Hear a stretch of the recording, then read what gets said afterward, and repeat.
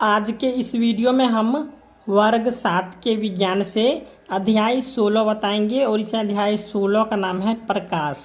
ठीक है, तो इनके सभी प्रश्न एवं उत्तर को हम हल करेंगे। अभी प्रश्न संख्या 1 है, रिक्त स्थानों की पूर्ति कीजिए।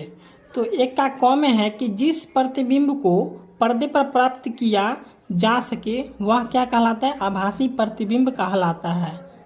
ठीक है, अब ख में है कि उत्तल दर्पण जो है सो आभासी तथा छोटा प्रतिबिंब बनाता है। ग में है यदि प्रतिबिंब सदैव वस्तु के आकार के बने तो दर्पण समतल होगा। और घ में है जिस प्रतिबिंब को पर्दे पर न प्राप्त किया जा सके वह आभासी प्रतिबिंब कहलाता है। तो यह हो गया प्रश्न संख्या 1 का उत्तर। अब हम प्रश्न संख्या 2 का बतलाएंगे।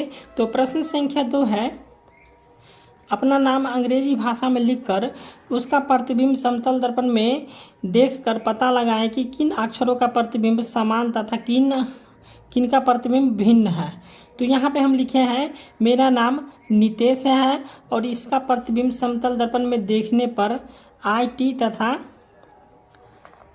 तथा एच समान बनता है और से सभी अक्षर उल्टे दिखाई देते हैं। ठीक है, अब यहाँ पे तीसरा प्रश्न है, उत्तल तथा अवतल दर्पण का उपयोग लिखें। तो उत्तल दर्पण का उपयोग जो है सो अपने पीछे की गाड़ियों को देखने के लिए किया जाता है, जो साइड मिरर के रूप में किया जाता है। उत्तल दर्पण में जैसे मोटरसाइकिल में देखे होंगे लगा रहता है जो शीशा, वो जो साइड मिरर में लगा रहता है उसी को हम पीछे गाड़ी देखने में करते हैं। ठीक है,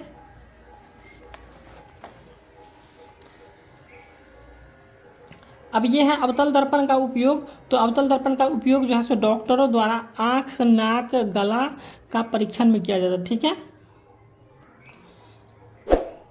अब 4 नंबर प्रश्न है, उत्तल तथा अवतल लेंस में क्या अंतर है? तो 4 का उत्तर हो जाएगा, उत्तल तथा अवतल लेंसों में निम्नलिखित अंतर है। तो एक साइड में उत्तल लेंस लिख लिया और एक साइड में अवतल लेंस लिख लिए हैं। यहाँ पे उत्तल लेंस का एक में हो जाएगा कि यह लेंस बीच में मोटा तथा किनारों में पतला होता है। ठीक है, और इसका हो जाएगा यह लेंस बीच में पतला तथा किनारे पर मोटा होता है।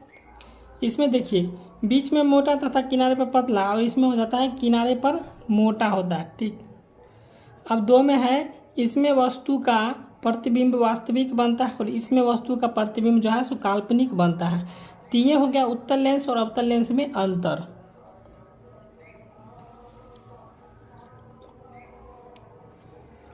अब 5 नंबर प्रश्न है, वास्तविक प्रतिबिंब किस प्रकार का दर्पण बना सकता है? तो 5 का उत्तर हो जाएगा, वास्तविक प्रतिबिंब अवतल दर्पण बना सकता है। अब 6 नंबर प्रश्न है, आभासी प्रतिबिंब किसे कहते हैं? उदाहरण द्वारा बताएं। तो यहाँ पे हम 6 का उत्तर लिख लिए हैं कि किसी बिंदु से आने वाली प्रकाश की किरणें परावर्तन के बाद जिस बिंदु पर मिलती हुई मालूम पड़ती है वह,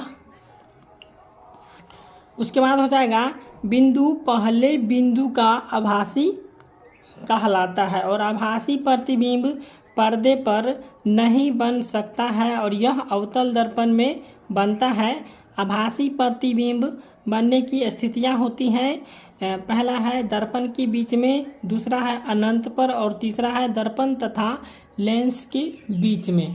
तो ये हो गया प्रश्न संख्या 6 का उत्तर।